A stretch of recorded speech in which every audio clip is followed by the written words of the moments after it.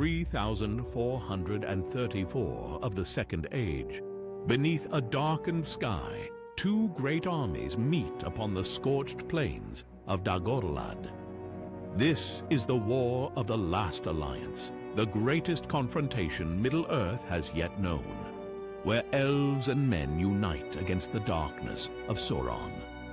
Led by the elven High King Gil-galad and Elendil, High King of Men, the Last Alliance is a coalition unlike any seen before.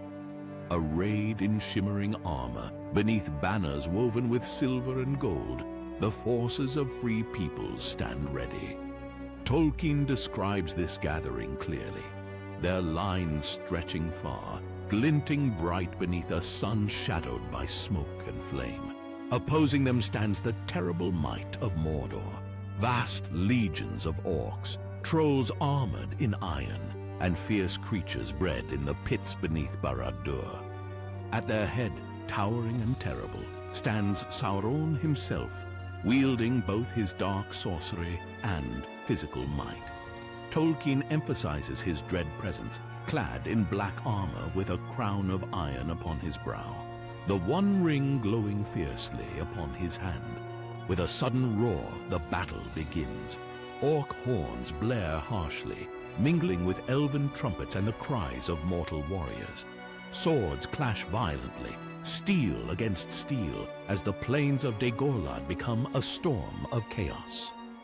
Arrows of elven craftsmanship, precise and deadly, rain down upon the hordes of Mordor, felling thousands. Númenórean warriors, skilled beyond measure, drive fiercely forward, disciplined and resolute. Yet the forces of Sauron are relentless. Dark sorceries pulse from Mordor's lines, casting dread upon the hearts of the free peoples. From Tolkien's own words, the earth itself shakes beneath the feet of trolls, massive and ferocious, their iron hammers splintering shields and crushing armor. The sky darkens with smoke, lit only by flashes of flame and lightning, conjured by the Dark Lord's power. For days the battle rages, fierce and unyielding. Gil-galad, mightiest among elven kings, fights at the forefront, his spear Eglos flashing like lightning, cutting through enemy ranks. Elendil, towering in stature, wields Narsil, the sword of kings, leading his men in desperate charges against the enemy. At his side fight his sons, Isildur and Anarion, brave and steadfast, rallying the men of Gondor and Arnor. Slowly, painfully, the alliance gains ground, pushing back the tide of Mordor. But victory comes at terrible cost. Bodies lie heaped upon the plains, both elven and mortal blood mingling with that of their enemies. Tolkien describes the horror vividly, writing of how Dagorlad becomes a place of grief and sorrow, its fields forever haunted by the memory of battle. Finally, the Alliance forces Sauron and his remaining forces back to Barad-dûr itself, the dark fortress towering defiantly amidst Mordor's blasted landscape. Here, the war transforms from open field battle to a prolonged siege, bitter and unyielding. 7 years pass, each marked by attacks, counterattacks, and the enduring resolve of both sides. Sauron himself emerges repeatedly from his fortress, leading assaults with overwhelming force. Yet always the courage of the Alliance holds firm. Tolkien speaks clearly of this defiance, describing how even in darkest despair, men and elves refuse to yield, united by their resolve to end Sauron's reign. At last, when the forces of Mordor are weakened and worn, the leaders of the Alliance, Gil-galad, Elendil, and his son Isildur, face Sauron directly. This final confrontation, desperate and violent, takes place at the very gates of Barad-dûr. Tolkien vividly describes the ferocity of this duel. Gil-galad, brave and fierce, thrusts his spear against the Dark Lord, but falls beneath the terrible heat and power of Sauron's grasp. Elendil strikes boldly, wielding Narsil, yet he too is mortally wounded by Sauron's wrath. Yet in that very moment, as hope seems utterly lost, Isildur seizes Narsil, now broken but still sharp, and with a last desperate strike, cuts the one ring from Sauron's hand. Tolkien's words resonate clearly.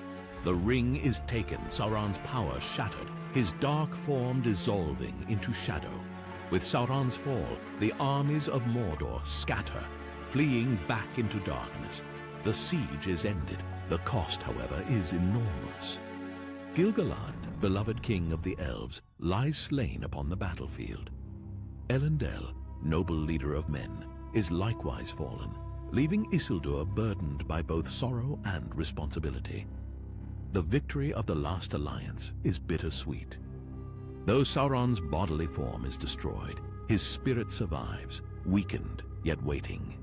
And Isildur, standing now as High King, is unable to destroy the ring, seduced by its subtle power. He declares, "This I will have as weregild for my father's death." Tolkien emphasizes this moment as a pivotal tragedy, shaping the course of Middle-earth's future. The battle upon Dagorlad and the siege of Barad-dûr stand as defining moments in Middle-earth's history.